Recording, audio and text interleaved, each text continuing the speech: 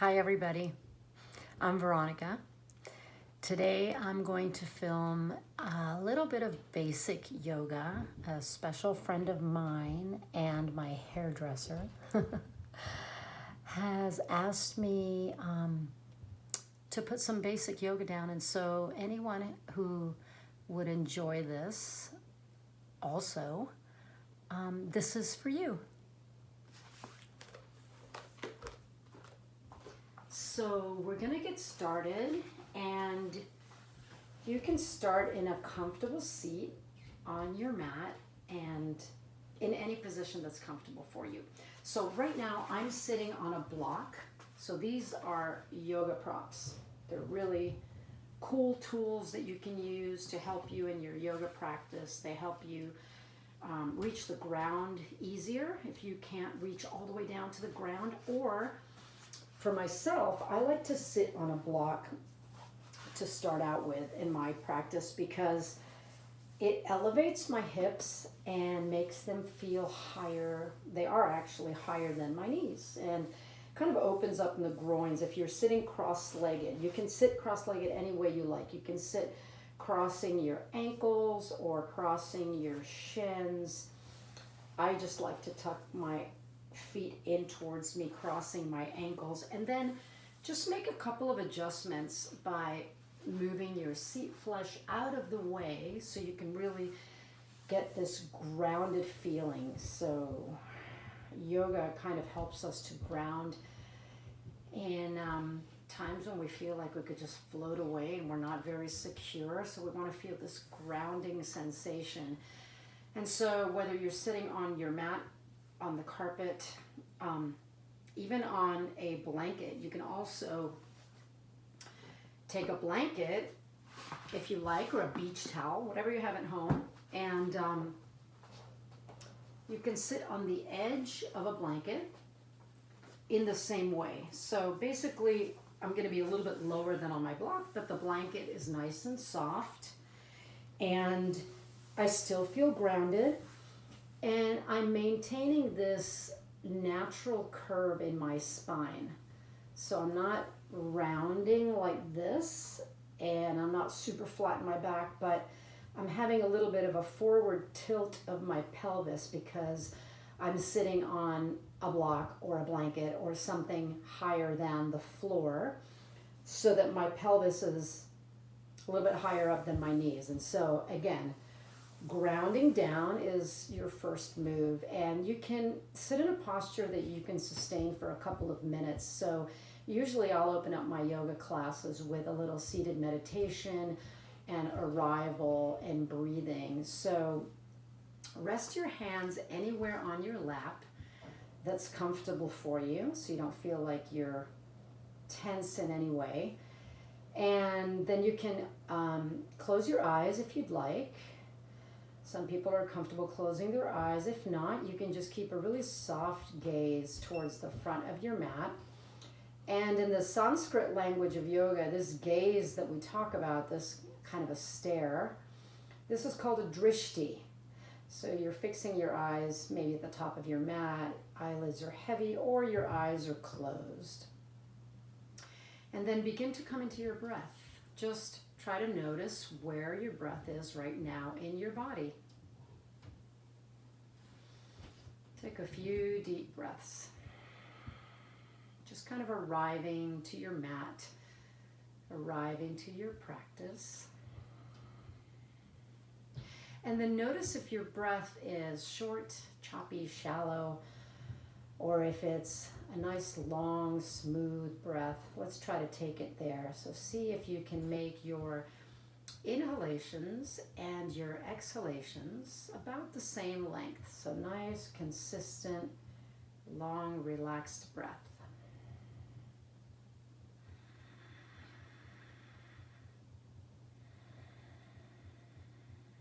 Focus your awareness on each breath so that you can be present in this moment.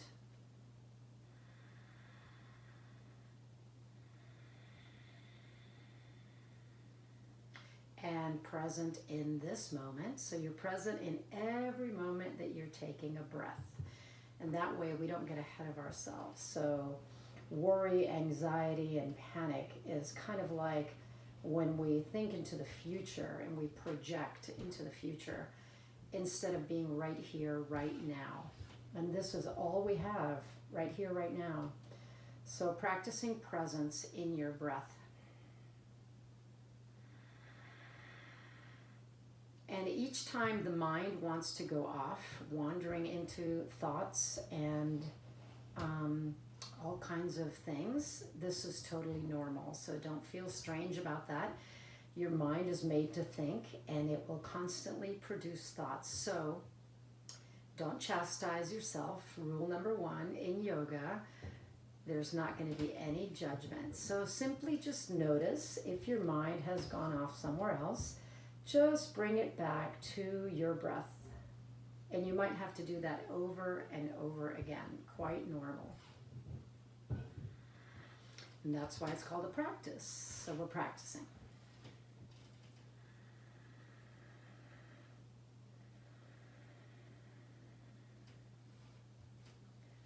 All right, and then you can come to open the eyes if you have them closed.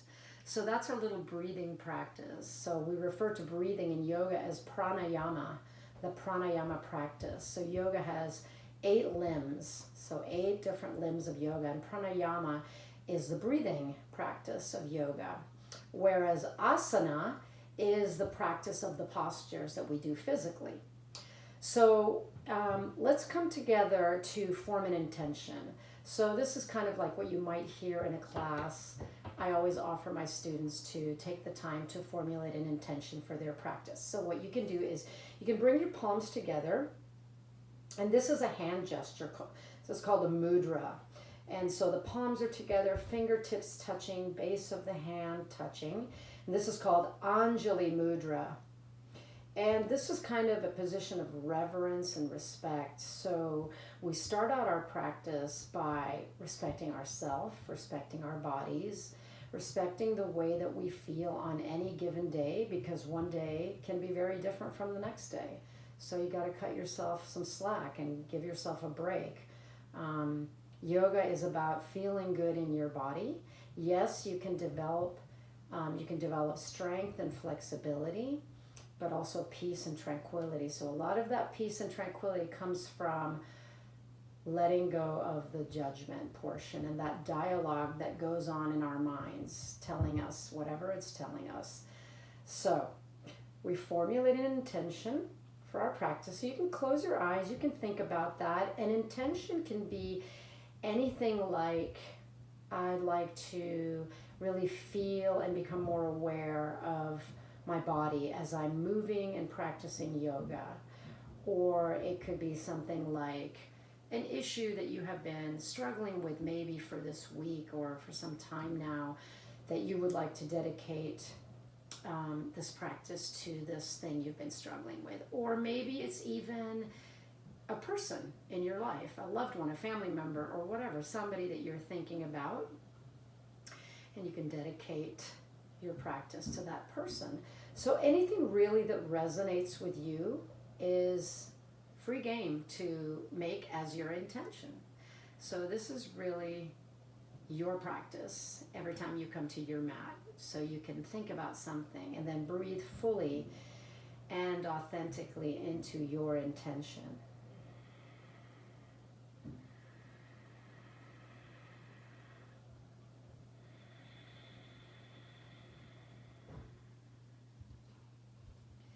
And then once you have arrived at your intention, you can release your hands back down to your lap and open the eyes if you have them closed. Just kind of coming back to this space here. And I want to start out with very basic postures that we do in yoga. So I'm going to take this blanket away from underneath me that I was sitting on.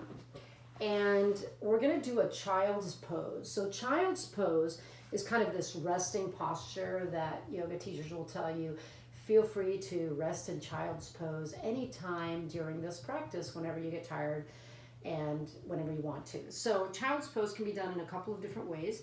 you're going to kneel and sit down onto your heels, but you can open your knees as wide as your mat if you like, and then let your big toes come together to touch.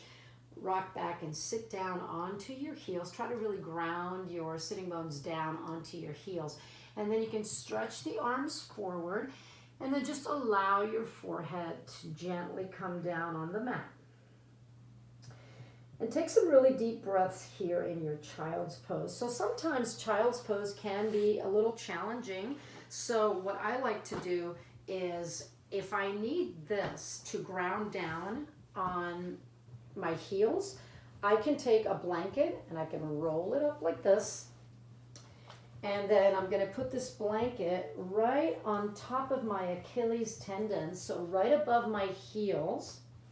And then that way, that gives me something to ground on. If my sitting bones are not immediately reaching my heels and my bottom is up in the air, I can feel a little bit more grounded by putting this prop right underneath my bottom, right under my glutes, and right on top of my Achilles tendons at the bottom of my calves. So take a few breaths here in your child's pose. This child's pose is called Balasana. Balasana. Child's pose. Take a few breaths. Feel the breaths opening up into your back ribs, breathing into the back of the heart.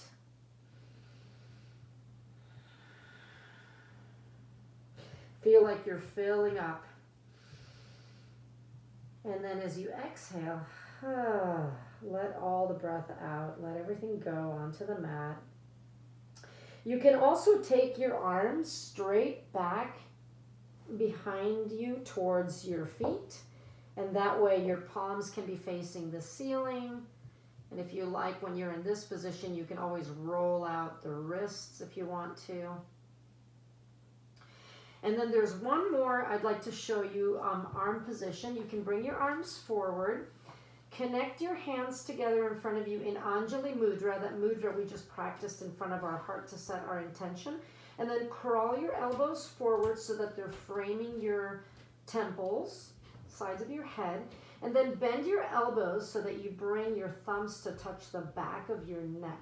And you'll feel a nice stretch in the upper arms, the tricep muscles.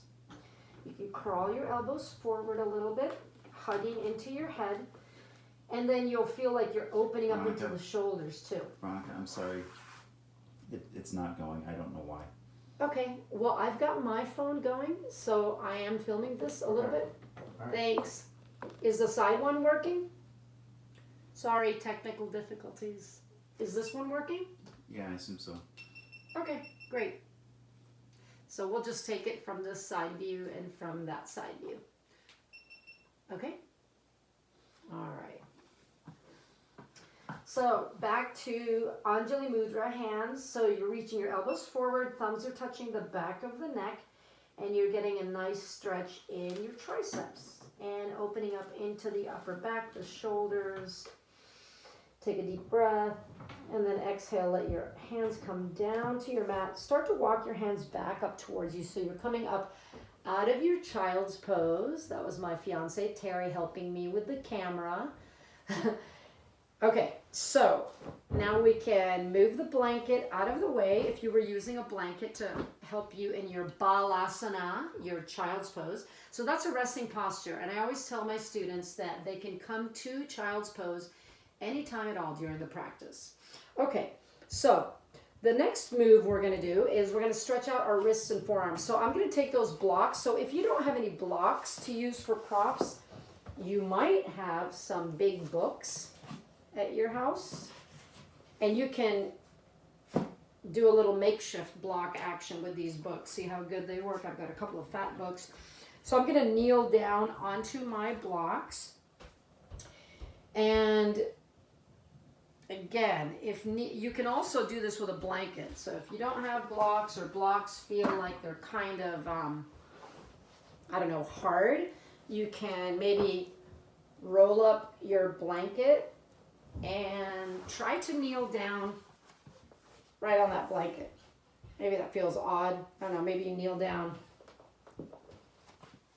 Maybe we put the blanket right over your Achilles tendons like we did before in Balasana. This time the knees are closer together. This is kind of a kneeling thing. I don't know. If it bothers your knees, then just sit normally, okay? I just like to be up, elevated on a block a little bit so that it's taking the weight of my glutes on the block. And then I'm just going to extend my arms forward, and so that I'm not completely weighting down onto the wrists right away. But I want to stretch out my hands first. So I want to kind of just like roll over my fingers a couple of times. And I always joke around with my students that we're making cookies. So we're rolling out the dough here. Pretend you have a rolling pin. Just gently rolling over the knuckles. And then stretching the undersides of the fingers by lifting the heel of your hand up off your mat. Just pressing into the fingers. And then you can turn your hands so that your fingers are pointing to the outsides of your mat. Gently rock from side to side. You might come up onto your knees and maybe make some little circles gently, not weighting the wrists that much. Go the other direction. Just taking most of the weight onto your knees. And just kind of getting used to that. And then go ahead and sit back down or kneel back down. And then interlace your fingers above, not above your head. Interlace your fingers. And then just start to make some kind of like figure 8 motions. And then go the other way. Just kind of loosening up, lubricating the wrists. And then just kind of do like blinking lights, shrinking your fingers really fast in and out towards your palms. And then just shake it out, shake it out, shake it out. Okay, so we're going to come up onto a shape called tabletop. So you can move whatever prop blocks you had out of the way. And for tabletop, you want to spread your hands out about shoulder width apart. Spread your fingers out nice and wide to support you. And then your knees can be hip width apart, with your hips right above your knees. So this is a really basic movement that a lot of yoga teachers have students do, and it's called cat and cow. So we're going to breathe with our movements. So these two postures, we're going to alternate between cat and cow. We'll start with cow pose. So in cow pose, you're going to sway your belly down towards the mat, lift your tailbone up, lift your gaze up, inhale breath. And then you're going to curl in for cat pose as you exhale, push into the floor, dome your upper back towards the ceiling, and separate your shoulder blades. This is cat pose. Tuck your chin to your chest. Try that again. Inhale, breath, sway your belly towards the mat, lift your tailbone, lift your gaze on this inhale. And then as you exhale, coil in the other direction. So press your belly button in and up toward your spine. Press your hands into the earth. Dome your upper back. Inhale, breath, sway your belly towards the mat, lift your tailbone, lift your gaze up, and then exhale to round. Full breath out, chin to chest. Inhale, breath, sway your belly towards the mat, lift your tailbone, lift your gaze, so you have a nice arch in your back. Inhale here. And then exhale, coiling in, pressing your hands down into the earth, doming your upper back. Belly button presses into your spine. Exhaling. Try that again. Inhale, breath for cow pose.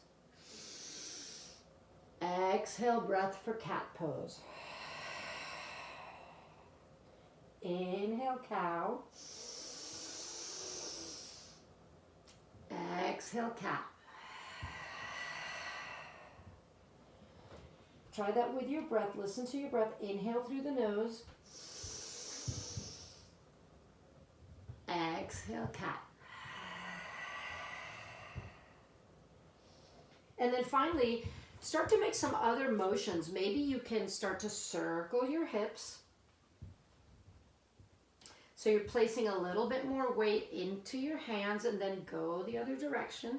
So you're kind of bringing the hips around in circles, side, forward, side, back, side and forward, side and back. And you can move in all kinds of ways. There's the only thing in yoga is you don't want to hurt yourself, but any movements that feel good in your body feel free to explore right now. You might press your ball of your foot into the earth. You might straighten out one leg behind you. And whatever you're practicing on one side, make sure that you just repeat that to the other side so you can kind of feel even, so to speak.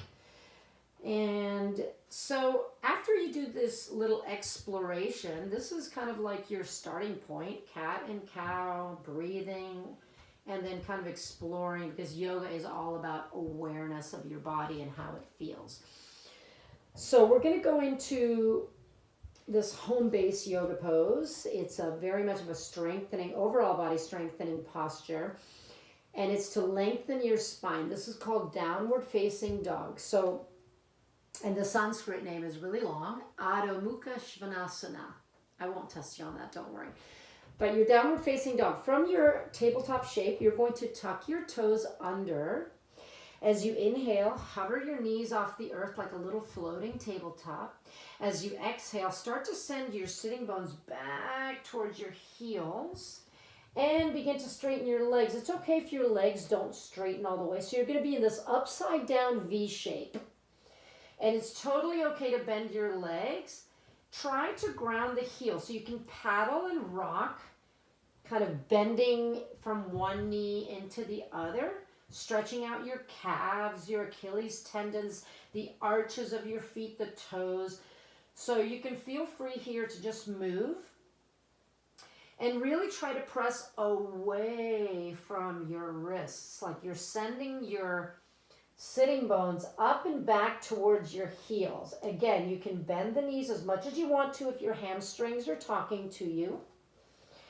Almost feel like you can rest your chest and rib cage onto your thighs. And ground the heels as much as you can. Take a deep breath in through the nose and exhale through the mouth. Twice more like that. Inhale through the nose and exhale completely. One more breath, breathing into your back body. Try to feel like you're widening your upper back, separating your shoulder blades, filling up. And then exhale, feeling like you're melting your heart down towards the mat.